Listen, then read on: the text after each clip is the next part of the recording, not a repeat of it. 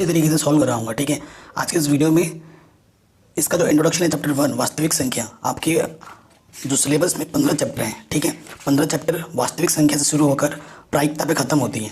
सो जो वास्तविक संख्या का जो इंट्रोडक्शन है, ठीक है, सिर्फ मैं आपको क्वेश्चन ही नहीं समझाऊंगा, इसका जो फुल कॉन्सेप्ट है वो भी मैं बताऊंगा। ठीक है, सिर्फ रटवाना मेरा मकसद नहीं है, मेरे को समझाना मेरा ज़्यादा फोकस रहेगा। चीज़ों को जब आप समझ जाओगे तो चीज़ें आपके लिए आसान हो जाएंगी और हम चीज़ों को आराम से कर पाएंगे। ठीक है, अभी प्रश्नावली 1.1 पे आएंगे, उससे पहले जो बेसिक जो ज़रूरत है, जो चीज़ हमें जाननी चाहिए वास्तविक संख्या के बारे में, वो हम जान लेते हैं। फटाफट से एक बार उस पर नज़र डालते हैं। देखो, अगर संख्याओं की बात की जाए, संख्याएं तो ये दो तरह की होती हैं। ठीक है, कितने तरह की होती हैं? 2 तरह की। नंबर 1 और यहाँ पर लिख दो नंबर 2। पहले नंबर पर जो आती है वो आती है वास्तविक संख्या, जिसके बारे में हमें पढ़ना है। और आपके मन में आ रहा हो भाई ये दूसरा कौन सा है? दूसरी संख्या होती है काल्पनिक संख्याएं। ठीक है, काल्पनिक संख्या वो संख्या है जिनका कोई अस्तित्व नहीं होता है, उसे हम काल्पनिक संख्या बोलते हैं। ठीक है, अस्तित्व कैसे नहीं होता वो भी मैं आपको एक एग्जांपल देके बताऊंगा।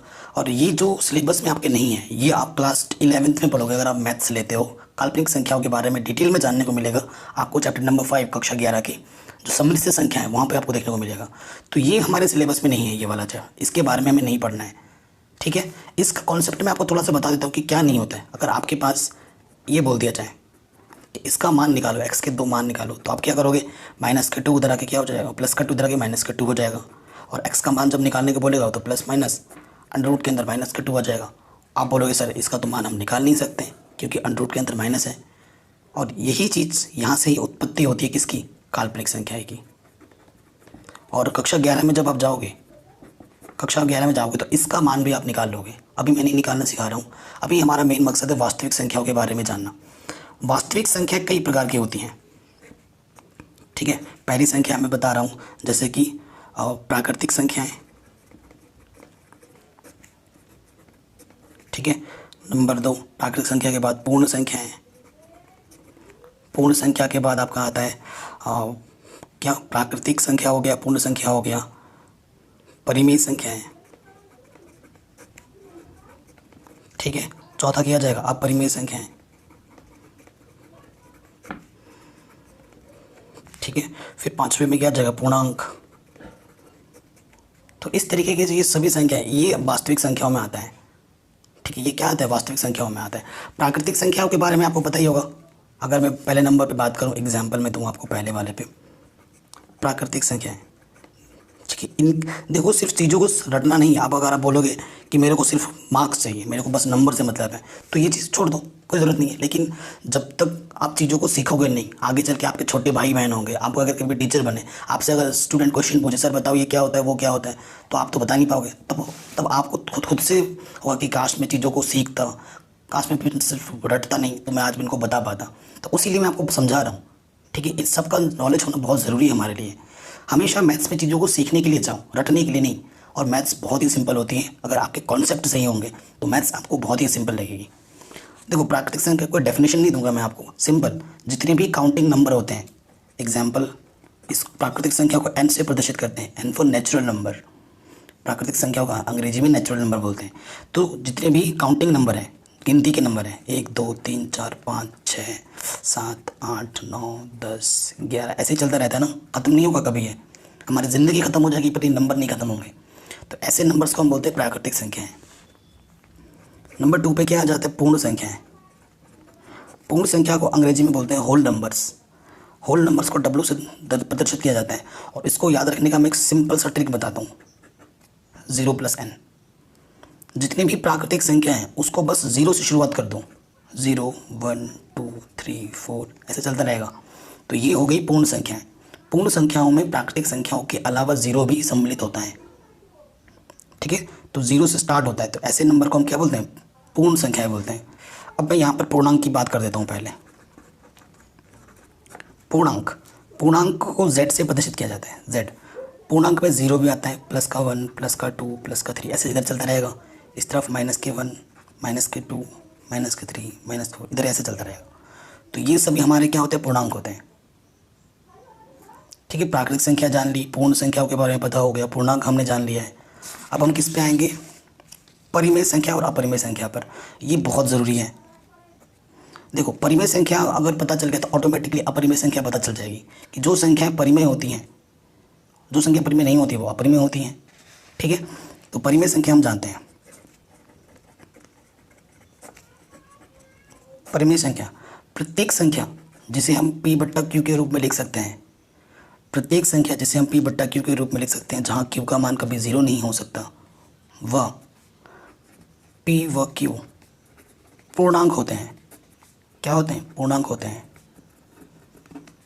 वह जो p और q का अगर आप HCF निकालो, है ना, एक होता है LCM, एक होता है HCF, अगर p और q का आप HCF निकालो तो क्या आना चाहिए? 1। जो संख्याएं इन चीज़ों को संतुष्ट करती है उसे ही हम क्या बोलेंगे? परिमेय संख्या बोलेंगे। प्रत्येक संख्या जो p बट्टे q के रूप में लिखी जाए, जहाँ q का मान ज़ीरो ना हो, p और q वहाँ पूर्णांक होने चाहिए, साथ ही साथ और p और q का जो HCF होना चाहिए वो 1 होना चाहिए, तभी हम उसे क्या बोलेंगे? परिमेय संख्या बोलेंगे, अन्यथा नहीं। ठीक है, ज़ीरो एक परिमेय संख्या है। क्वेश्चन में पूछता है क्या ज़ीरो एक परिमेय संख्या है? जी बिल्कुल है।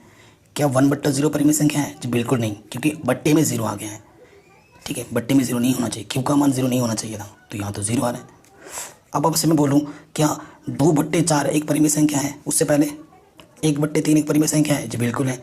1 और 3 पूर्णांक है, नीचे 0 भी नहीं है, और इन 1 और 3 का HCF 1 होता है, तो ये एक परिमेय संख्या है।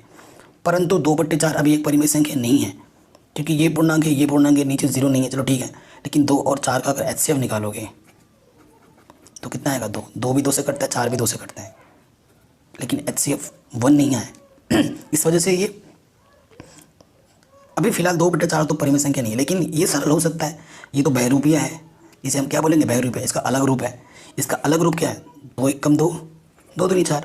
अभी ये जो 1 बट्टे 2 है ये परिमेय संख्या है, परंतु 2 बट्टे 4 को परिमेय संख्या नहीं बोल सकते। इसका सरल रूप जो है वो परिमेय संख्या ज़रूर है। ठीक है, तो परिमेय संख्या के बारे में जान लिया हमने। अपरिमेय संख्या क्या होती है? जो संख्या परिमेय नहीं होती वो संख्या क्या होती है? अपरिमेय, ये बोल सकते हो। और अपरिमेय में मैं थोड़ा बता देता हूँ। ठीक है, अपरिमेय संख्या क्या होता है? और जितनी भी अभाज्य संख्या है, अभाज्य संख्या आप जानते हैं ना, अभाज्य संख्या जो सिर्फ स्वयं से कटे, स्वयं से विभाजित हो और 1 से विभाजित हो, अगर उसका सिर्फ अंडर कर लोगे, कोई भी अभाज्य संख्या जैसे √2, √3, √5, √7, ये सभी क्या हैं? अपरिमेय संख्या हैं। उसके अलावा अगर मैं यहाँ पे लिख दूँ 1.00100001, तो ये भी एक अपरिमेय संख्या, क्योंकि ये चलता रहेगा, दशमलव प्रसार इसका अशांत है। ठीक है, और अनावर्ती है, इसी वजह से ये क्या है? अपरिमेय। ठीक है, तो ये अपरिमेय हुआ, ये अपरिमेय। अगर मैं ऐसे लिख देता हूँ 1.3 की 3 भी चल रहा है, मतलब बार बार 3 आएगा, इसका मतलब यही हुआ ना, ऐसा चलता रहेगा। तो ये परिमेय है या अपरिमेय है? ये है परिमेय। क्या? परिमेय। ऐसा क्वेश्चन आ सकता है आपके 1 मार्क्स में। तो किसी भी दशमलव प्रसार में अगर कोई संख्या बार बार आवर्ती आ रहा है तो उसे हम p बट्टा q के रूप में लिख सकते हैं, और p बट्टा q के रूप में लिख सकते हैं, तो वो क्या हो जाएगी? परिमेय। ठीक है, ये अशांत है लेकिन आवृत्ति है, आवृत्ति होने के कारण ही ये क्या हो जाएगा? परिमेय संख्या हो जाएगी। इतना आगे समझ में परिमेय अपरिमेय के बारे में। अब थोड़ा और जानकारी मैं बताना चाहता हूँ जो आपके यहाँ पर है। एक परिमेय है आपका यूक्लिड विभाजन प्रमेय। ठीक है, यूक्लिड विभाजन प्रमेय के बारे में हमें जानना बहुत ज़रूरी है। मैं कोई भी चीज़ रटवाऊंगा नहीं, समझाऊंगा ओनली। तो यूक्लिड विभाजन क्या कहती है? भाई आपके पास अगर 2 नंबर हैं ए और बी, अगर आपके पास 2 नंबर हैं, यूक्लिड विभाजन ने क्या कहा? यूक्लिड ने क्या कहा? अरे भाई अगर आप 2 नंबर लेता है, मान ले कि ए नंबर बी से बड़ा है, ये जो नंबर है बी से बड़ा है, तो बड़े वाले नंबर को किस प्रकार से लिख सकते हैं? BQ + R के रूप में लिख सकते हैं, जहाँ इस R का जो मान होगा वो हमेशा इस B से छोटा होगा और 0 या 0 से बड़ा होगा। ठीक है, इसने ये बोला यूक्लिड विभाजन में, अगर आपके पास 2 संख्याएं हैं ए और बी, अगर ए बड़ा है तो ए को हम लिख सकते हैं BQ + R के रूप में, जहाँ R का मान हमेशा B से छोटा होगा या 0 से बड़ा होगा। ठीक है, और ये Q क्या है? Q है आपका भागफल, R है आपका शेषफल। ठीक है, तो मैं आपको 2 उदाहरण लेके समझाता हूँ, एक उदाहरण लेके समझाता हूँ, 2 नहीं, एक से समझ में। एक संख्या मैंने लिखी 5 और एक संख्या मैंने लिखी 2। ये है ए के स्थान पर, ये है बी के स्थान पर, ये बड़ा है, 5 बड़ा है।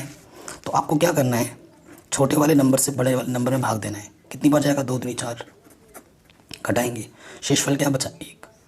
ठीक है, तो ये क्या है हमारा, ये हमारा क्यू है, ये हमारा आर है। आर का मान देखो 2 से छोटा आया है, हमेशा बी से छोटा होगा या 0 से बड़ा होगा। अतः यूक्लिड विभाजन प्रमेय द्वारा इसे मैं कैसे लिख सकता हूँ, यहाँ 5 है, यहाँ 2 है, ये ए है, ये बी है, फिर क्या आता है क्यू, क्यू मेरे पास कितना है 2, फिर क्या आता है आर, आर मेरे पास कितना है 1। तो मैं देखो इसको ऐसे लिख दिया। ठीक है, सो ये मेरा क्यू है, ये मेरा क्या है आर है। अगर मैं बाएं पक्ष को सरल करूँ, 2 दूनी 4 प्लस 1, तो ये 5 के बराबर आया, इधर भी 5 है, इधर भी 5 है। तो लेफ्ट हैंड साइड किसके बराबर आया, राइट हैंड साइड के। ठीक है, तो इसे हम बोलते हैं यूक्लिड विभाजन प्रमेय। तो ये भी हो गया। देखिए यही सब चीज़ आपके यहाँ पर लिखा होगा, कहाँ पर, ये प्रमेय 1.1 यूक्लिड विभाजन प्रमेय। ठीक है, इसे आप अपनी कॉपी में अच्छी तरीके से लिख लेना, और जो उदाहरण मैंने दिया वो लिख लेना। अब आएंगे प्रश्नावली 1 में वास्तविक संख्या है। ठीक है, और इसमें जितने भी एग्जाम्पल हैं, हालांकि सॉल्व किया हुआ है, तो इसे आप बाद में खुद से कर लेना। मैं आपको प्रश्नावली 1.1 सॉल्व करवा रहा हूँ। बाकी सभी चैप्टर मैंने करा रखे हैं, जिनकी मैं लिंक्स दे दूँगा डिस्क्रिप्शन पे, या फिर एक बार प्लेलिस्ट ज़रूर चेक कर लेना।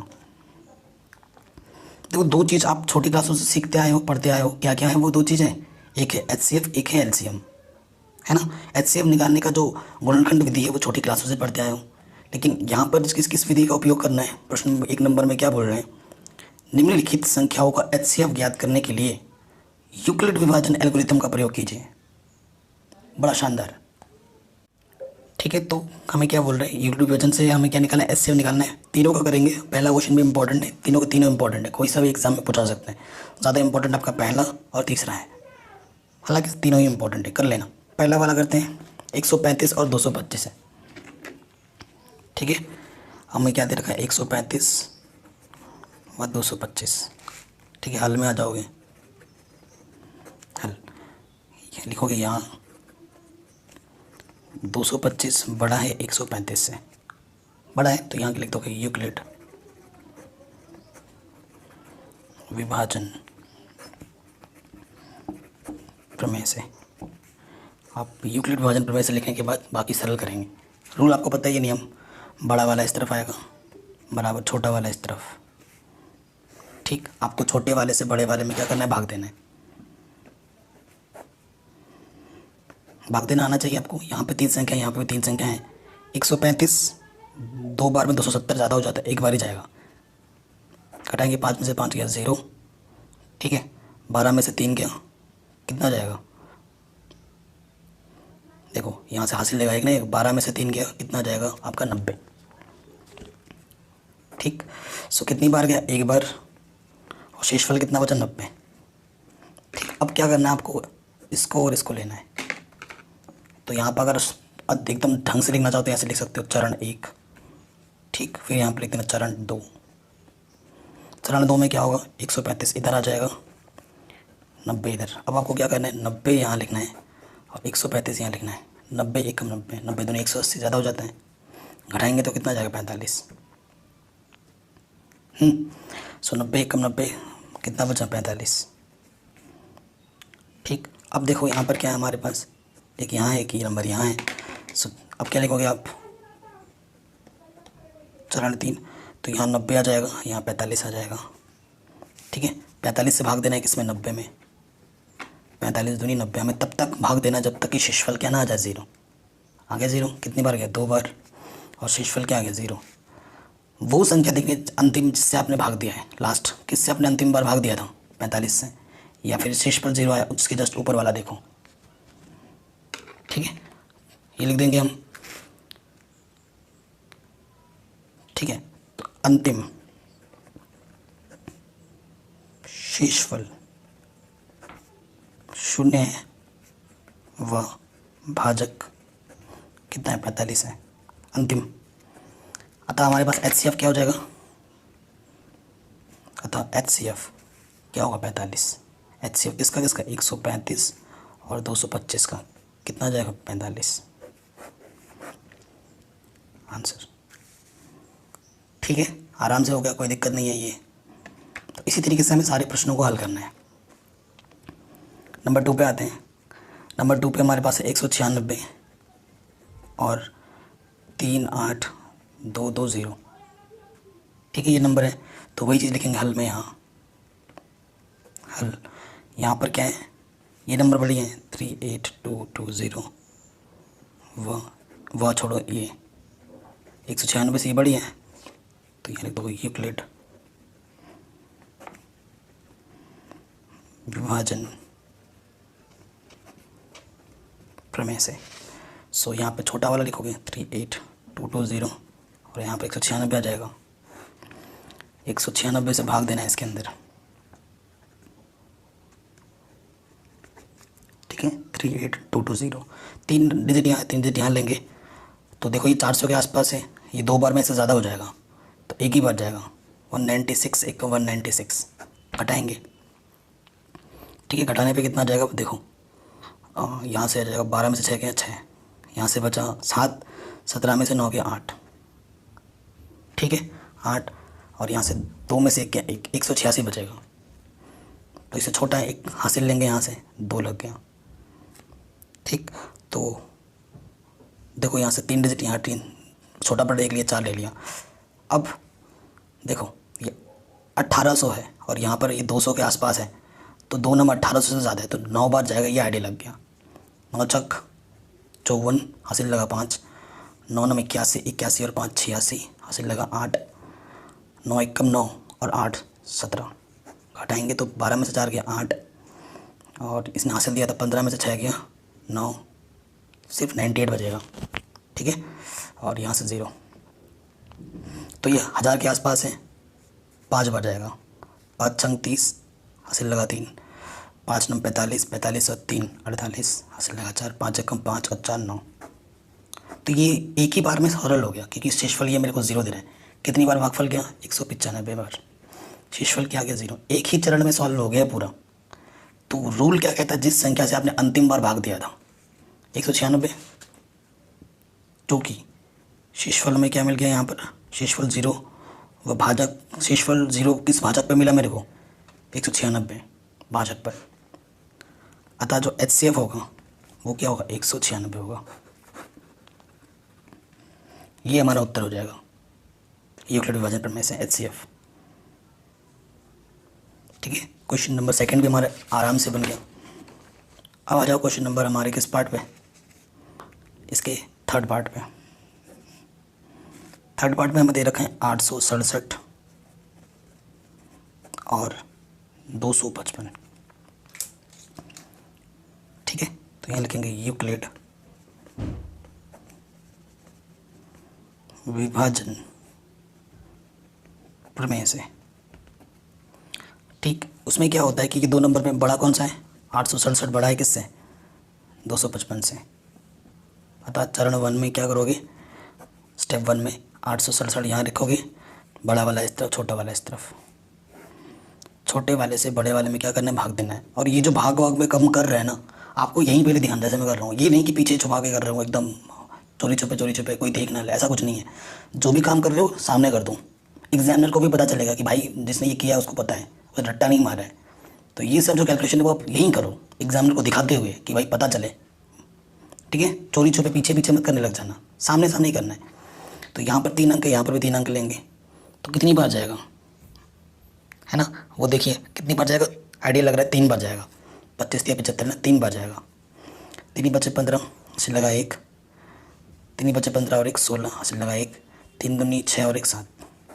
घटाएंगे, 7 में से 5 गया 2, 0, 102 बचा। कितनी बार गया, 3 बार, और शेषफल क्या बचा, 102। ठीक, अब इसमें और इसमें बात करेंगे। अब यहाँ लिखोगे अब चरण 2।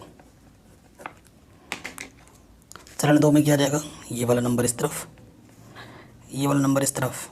फिर क्या करोगे, 102 से भाग देना है 255 में, 2 बार जाएगा, पता लग रहा है क्लियरली। 2 दूनी 4, 2 0 0, 2 एकम 2। घटाएंगे तो क्या जाएगा, 1 5 51 आ जाएगा। तो 2 बार गया और शेषफल क्या बचा, 51। यहाँ से लेंगे चरण 3। ठीक है, चरण 3 ले लिया। चरण 3 में क्या होगा, 102 इधर आएगा, 51 इस तरफ। अब हमें क्या करना है, 51 से भाग देना है 102 में, 51 दूनी 102, शेषफल क्या गया 0। 2 बार गया था और शेषफल 0 आ गया। हमें तब तक करना होता जब तक कि शेषफल क्या ना आ जाए 0। 0 के जस्ट ऊपर वाला क्या आपका HCF होता है। तो HCF क्या हो जाएगा, HCF हो जाएगा 51 आंसर। तो यूक्लिड विभाजन प्रमेय से हमने HCF निकाल दिया आराम से। ठीक है, ये क्वेश्चन भी हमारा इजीली बन गया। चलिए अब आगे आते हैं नेक्स्ट क्वेश्चन पे। एक होता है यूक्लिड विभाजन प्रमेय और एक होता है यूक्लिड विभाजन लेम्मा। ठीक है, सेकंड वाला क्वेश्चन लेम्मा से सॉल्व होगा। कह रहे दर्शाइए कि ये क्वेश्चन काफ़ी इंपॉर्टेंट है, ये पहले 2 क्वेश्चन काफ़ी इंपॉर्टेंट थे। कह रहे दर्शाइए कि कोई भी धनात्मक विषम पूर्णांक 6q+1, 6q+3 या फिर 6q+5 के रूप का ही होता है जहाँ q कोई पूर्णांक है। ठीक है, ये क्वेश्चन हमें दे रखा है। प्रश्न को हमें ढंग से देखना है, काफ़ी इंपॉर्टेंट है। हमें बताना है कि विषम पूर्णांक 6q+1, 6q+3 और 6q+5 का होता है, यही बोला है। देखो लॉजिक क्या लेना है, लॉजिक सोचने का लॉजिक। आप सोचोगे कैसे, किस रूप में, 6q+1, 6q+3, 6q+5। आपको पता है ए इसका क्या होता है, BQ+R। तो यहाँ बी के प्लेस पे देखो क्या है, 6 6 6 फिक्स है। तो ये मेरे को लॉजिक लग गया। तो मैं क्या लिखूँगा, माना ए एक विषम पूर्णांक है जो, यहाँ 6 6 बोला था ना, तो 6 करना, जो 6 से बड़ा है, अर्थात b का मान क्या आ जाएगा 6। अतः जब b का मान 6 है तो अतः शेषफल जो होगा, अतः शेषफल 6 से कम होगा। यानी कि शेषफल r का मान क्या होगा, या तो 0 होगा, 1 होगा, 2 होगा, 3 होगा, 4 होगा, 5 होगा, 6 से कम होगा। इतने होंगे। तो कितने केस बने, 1 2 3 4 5 6 केस बन गए। अब 6 केस पे आपको बात करनी है। अब आप क्या देखो यहाँ पर, यूक्लिड विभाजन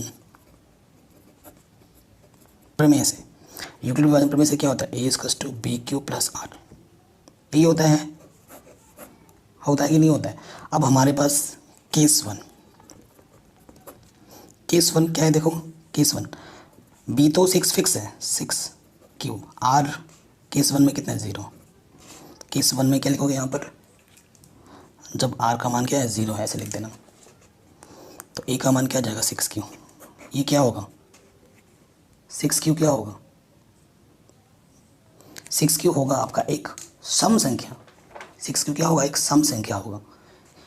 क्योंकि कोई भी q पूर्णांक हो, q कोई भी पूर्णांक हो,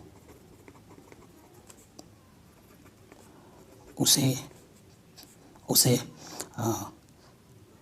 6 से गुणा करने पर, क्योंकि कोई भी संख्या हो, चाहे वो q आपका विषम हो या सम हो, किसी संख्या को सम से गुणा करने पर वो सम बन जाता है। 6 से गुणा करने पर सम संख्या बन जाती है। ठीक है, आप चाहो तो उदाहरण के रूप में देख सकते हो। मैं आपको एक उदाहरण दे रहा हूँ। मैंने q ले लिया है 3 और एक बार q ले लिया है 5, या और एक बार ले लिया है 6। इनको सबको मैं 6 से गुणा कर दे रहा हूँ। तो देखना क्या बनता है, 6 3 18 सम संख्या, 5 6 30 सम संख्या, 6 6 36 सम संख्या। तो विषम संख्या हो या सम संख्या, उसको अगर सम संख्या से गुणा करोगे तो हमेशा क्या बनेगा, सम संख्या। तो ये जो 6q है, तो ये क्या है, एक सम संख्या। और सम संख्या में विषम जोड़ने पे क्या आता है, विषम छोटी क्लास में पढ़ा है आपने। अब आप लिखोगे केस 2। देखो इतना डिटेल में समझा रहा हूँ मैं, एकदम डीप एक्सप्लेनेशन के साथ। केस 2, जब r का मान क्या ले लोगे 1, तो ये तो फिक्स है, ये बराबर क्या हो जाएगा 6q, और r की जगह पे क्या रख दोगे 1। तो ये 6q क्या है, सम, एक क्या है विषम। तो सम और विषम क्या होता है, विषम। तो विषम आ गया, तो ये जो 6q+1 होगा ये क्या होगा, विषम होगा। ठीक है, फिर केस 3, ये = 6q+2, तो ये क्या होगा, सम प्लस सम यानी कि सम। ठीक है। केस 4 क्या होगा, जब आर का मान यहाँ 2 लिया, जब आर का मान हम क्या लेंगे 3, तो ए इसका क्या हो जाएगा 6 क्यूब प्लस 3, यानी कि सम प्लस विषम क्या होता है विषम, तो ये भी विषम आ गया, ये सेकंड है, ठीक है, थर्ड लिख दिया मैंने। 6 क्यूब प्लस 3 भी क्या आएगा विषम। केस 5 जब आर का मान आप क्या लोगे 4, तो ये क्या हो जाएगा 6 क्यूब प्लस 4, यानी कि सम प्लस सम, यानी कि सम, तो इसकी मेरे को ज़रूरत नहीं है क्योंकि मेरे को विषम बताना है ना। एंड केस 6 जब आर का मान 5 लोगे तो ए क्या हो जाएगा 6 क्यूब प्लस 5 सम प्लस विषम, यानी कि विषम, ठीक है। तो आप क्या लिखोगे, समीकरण 1 3 2 1 से स्पष्ट है, 1 2 3 से स्पष्ट है, ये लिखना है। समीकरण 1 2 व 3 से स्पष्ट है कि जो भी क्वेश्चन का जो स्टेटमेंट होता है वो लिख देना है कि सभी धनात्मक विषम पूर्णांक 6 cube plus 1 6 cube plus 3 6 cube plus 5 के रूप का होता है आंसर। इस तरीके से आपको हर क्वेश्चन को प्रॉपर लैंग्वेज में लिखना है, समझना है, करना है, ठीक है, तभी आपको पूरे नंबर मिल पाएंगे। तो क्वेश्चन नंबर 3 क्या बोल रहे हैं, किसी परेड में 616 सदस्यों वाली एक सेना की टुकड़ी 32 सदस्यों वाली एक आर्मी बैंड के पीछे मार्च करना है। दोनों समूहों को समान संख्या वाले स्तंभों में मार्च करना है। उन स्तंभों की अधिकतम संख्या क्या है जिसमें वे मार्च कर सकते हैं, ठीक है। इन टुकड़ियों में उनके पीछे मार्च करना है टुकड़ी बनाकर, और हमसे पूछा है कि उन स्तंभों की अधिकतम संख्या, यहाँ पे एक वर्ड आया कीवर्ड बोलते हैं इस टाइप के को, है ना, इस क्वेश्चन का ये कीवर्ड है अधिकतम संख्या जिनमें वे मार्च कर सकते हैं। जब भी ऐसे आएंगे ना अधिकतम के लिए निकालना होता है HCF, और यहाँ अगर बोलता है न्यूनतम तो निकालना होता है LCM। अधिकतम के लिए क्या आएगा HCF और न्यूनतम के लिए क्या आएगा LCM। तो हमें 616 और 32 का क्या निकालना है HCF, वही इस क्वेश्चन का क्या होगा आंसर होगा, ठीक है। तो ये हमारे क्वेश्चन का लॉजिक निकल के ये आया है और ये हमें करना है। सो क्वेश्चन नंबर 3 है, सो जो प्रश्नानुसार हल जो होगा, हमारा जो हल होगा वो क्या होगा, वो HCF होगा। HCF क्या होगा, किसका 616 और 32 का जो भी आएगा वही हमारा क्या हो जाएगा आंसर। सो इसको हम किस विधि से करें, आपका मन जिस भी क्वेश्चन जिस भी तरीके से करना चाहे कर सकते हैं। तो यूक्लिड विभाजन प्रमेय से ही करेंगे, तो यूक्लिड क्योंकि इसमें बोला नहीं है ना, तभी हम किसी भी मेथड से कर सकते थे, परंतु हम यूक्लिड विभाजन प्रमेय का ही उपयोग कर रहे हैं। यूक्लिड विभाजन प्रमेय से 616 बड़ा है 32 से, तो यहाँ लिखेंगे चरण 1 616 इस तरफ 32 इस तरफ, 32 से भाग देंगे किसमें 616 में, यहाँ भी 2 अंक यहाँ भी 2 अंक ले लेंगे। 32 दूनी 64 ज़्यादा हो जा रहे हैं, तो 32 से कम 32, 11 में से 2 गया 9, 5 में से 3 गया 2, पीछे से 6, ठीक है, ये चीज़ आ गई। तो लगभग 300 के आसपास है और यहाँ पर 32 है। सो आइडिया लग गया कि 9 बार जाएगा, है कि नहीं, आइडिया क्या लग रहा है, देखो 9 बार जाएगा तो 9 बार लेते हैं।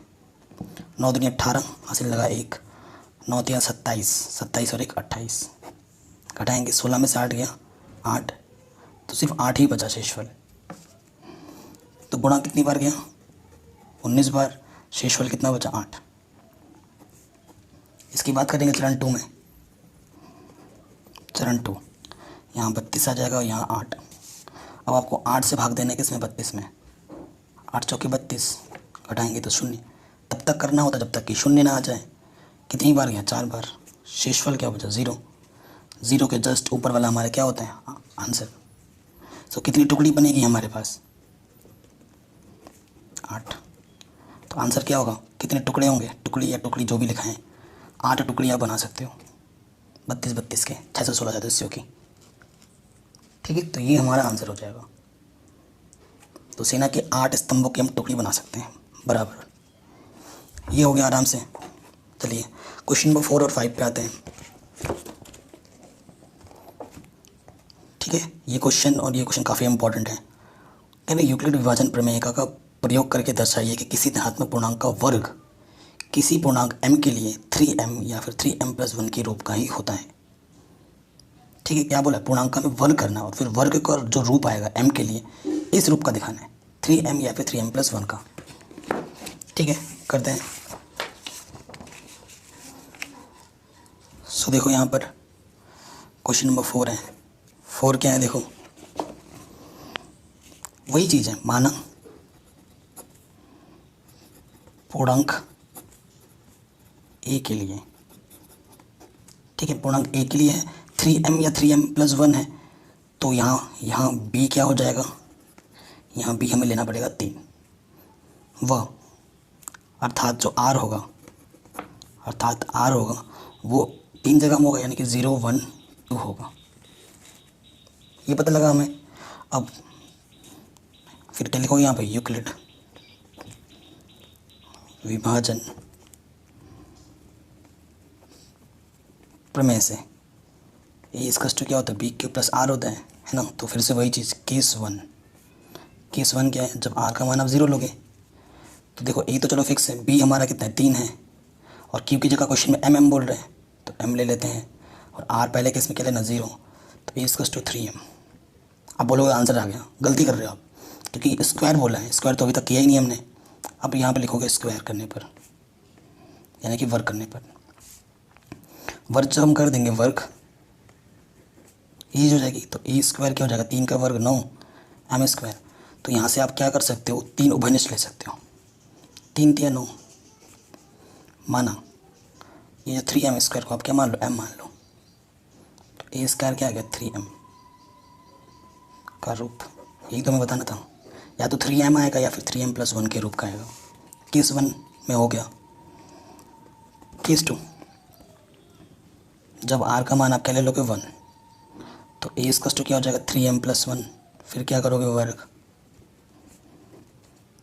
करने पर, तो वर्ग करने पर हमारे यहाँ पर क्या हो जाएगा a² 3m+1 का। ये आपको सूत्र पता है, a + b का वर्ग क्या होता है, a का वर्ग b का वर्ग 2ab। इस सूत्र जिसको हम खोल देंगे, a का वर्ग b का वर्ग 2a × b। ठीक है, तो हम क्या करेंगे, इन दोनों पदों को एक साथ रखेंगे, 3 दूनी 6m और 1 का वर्ग 1। यहाँ से सिर्फ 3m कॉमन निकालेंगे हम, 3। ठीक है, यहाँ पर हमारा क्या था, स्क्वायर था, तो 3 बाहर निकाला तो 3 बचा अंदर, m²। 3 दूनी 6 m बचा, इसको m मान लेंगे, माना 3m² + 2m को क्या मान लिया, कैपिटल M। तो ये हो जाएगा 3m+1 का रूप, या तो 3m आएगा या फिर 3m+1 के रूप में आएगा। आ गया 3m+1।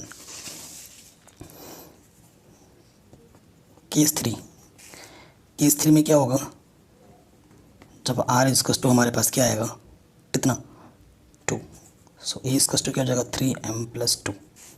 फिर हमें क्या करना पड़ेगा, वर्ग करना पड़ेगा। फिर से हम खोलेंगे, a का स्क्वायर b का स्क्वायर 2ab। ठीक है, सो देखो इसको मैं कैसे लिखूँगा, ये हो जाएगा 9m², 2 दूनी 4 थी 12m, 2 का वर्ग 4, 4 को मैं लिख सकता हूँ 3+1। ठीक है, तो यहाँ से लेकर यहाँ तक 3 उभयनिष्ठ हैं, 3 3 9 m², 3 चौके 12 m, 3 एकम 3। इसको मैं क्या मान लूँगा, m मान लूँगा, तो यह आ गया 3m+1 के रूप। इसे मैं समीकरण 3 मान लेता हूँ। तो आप क्या लिखेंगे, समीकरण 1 2 तथा 3 से यह स्पष्ट है कि किसी भी धनात्मक पूर्णांक का वर्ग करने पर 3m या 3m+1 के रूप का आता है। बस ये लिख देना है, ये आपका क्या हो जाएगा, आंसर हो जाएगा। ठीक है, ये प्रॉब्लम भी आपका आराम से बन गया, कोई दिक्कत नहीं है। नेक्स्ट क्वेश्चन 5वां इंपॉर्टेंट है काफ़ी।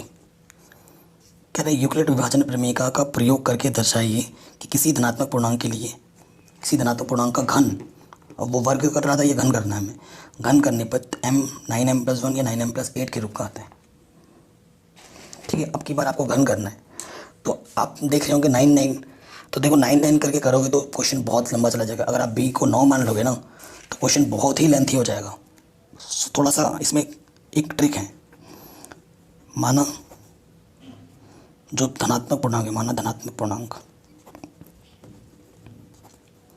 ए है, वह जो बी है, बी को हम क्या मान लेते हैं, 3 मान लेते हैं। 3 क्यों माना है, इससे 3 मानने पे आर के मान 0 1 2 आएंगे, केस कम हो जाएगा, और साथ ही साथ 3 का वर्ग करने पे 9 आता है और घन करने पे 27 आता है, यानी कि 9 के मल्टीपल्स आ रहे हैं, 9 के गुणनफल के रूप में आ रहे हैं ना, इसलिए हमने इसको ऐसा मानना है। माना धनात्मक पूर्णांक ए है, वह बी 3 है, अर्थात आर का मान या तो 0 होगा, 1 होगा या 2 होगा। फिर क्या लगोगे, यूक्लिड विभाजन प्रमेय से क्या बोलता है, वो क्या बोलता है, a=b³ + r बोलता है। और यहाँ पर b हमारा कितना है, 3 है, q की जगह पर m बोला है, और r तो वैरी करेगा, कभी 0 होगा, कभी 1 होगा, कभी 2 होगा। अब हम यहाँ पर केस बनाएंगे। केस 1, जब r का मान 0 है, 3m + 0, तो a का मान क्या होगा, 3m। अब हमें क्या करना है, घन करने पर, घन करोगे तो a³, ठीक है, घन करो तो 3 का घन क्या होता है, 3 3 9 3 27 m³। तो यहाँ से देखो 9 उभयनिष्ठ ले लो, 9 3 27, इसको क्या मान लो, m, तो क्या आ गया, 9m³। तो किसी भी संख्या का घन करने पे 9m, 9m+1 या फिर 9m+8 के रूप में आएगा, यही हमें बताना है। तो पहले आगे 9m के रूप में, आराम से हो गया। अब आ जाओ केस 2 में। जब r का मान क्या लोगे, 1, तो a हमारे पास क्या हो जाएगा, 3m+1। फिर क्या करोगे, आप घन करोगे, और आपको सूत्र पता होगा, a + b का क्यूब क्या होता है, a³ b³ 3a² b 3b²a, सूत्र होता है, ये पता ही है आपको। अब हम यहाँ पर रख देंगे सूत्र में। सो यहाँ से हो जाएगा a का क्यूब b का क्यूब 3a² × b + 3b²। तो इसको एक साथ रखो। यहाँ से देखो, यहाँ इसका मतलब होता है 27 m³। यहाँ से है देखो कितना, 3 3 9 27, यहाँ 9m² × 3 है, ऐसे लिख देते हैं। और यहाँ है 3 3 9 m, और यहाँ एक का कितना भी क्यूब करो, एक की पावर में कितना भी हो तो वो एक ही रहता है। तो यहाँ से उभयनिष्ठ क्या आ जाएगा, 9 9 3 27, 9 1 9, तो 3m² बचा, 9 1 9, यहाँ से m बचा, इधर। अब इसको मैं क्या मान लूँगा, m, तो ये क्या हो जाएगा, 9m+1 रूप, या तो 9m का होगा या फिर 9m+1 का रूप होगा। आ गया। केस 3 में 9m+8 आ जाएगा। केस 3, जब r का मान 2 है तो a क्या हो जाएगा, 3m+2। फिर दोनों तरफ क्या करना है, घन लेना है, ठीक है। घन करेंगे, a का क्यूब b का क्यूब, ठीक है, 3a² b 3b²a, सूत्र में रख दिया। यहाँ से 27 m³, 8 3 3 9 9 दूनी 18 m², 3 3 9 9 चौको 27, 9 चौको 36। ये तो इन तीनों में से इन तीनों को एक साथ रखो और कॉमन निकालो, 9 9 3 27 m³, ठीक है। फिर देखो यहाँ से क्या हो जाएगा, 9 दूनी 18 और 9 चौके 36, और ये प्लस के 8 अलग। अब इसको मैं क्या मान लूँगा, m, तो ये क्या हो जाएगा, 9m+8 के रूप। तो आप क्या लिखोगे, समीकरण 1 2 तथा 3 से यहाँ से लिख देना है, किसी धनात्मक पूर्णांक का घन 9m 9m+1 9m+8 के रूप का होता है।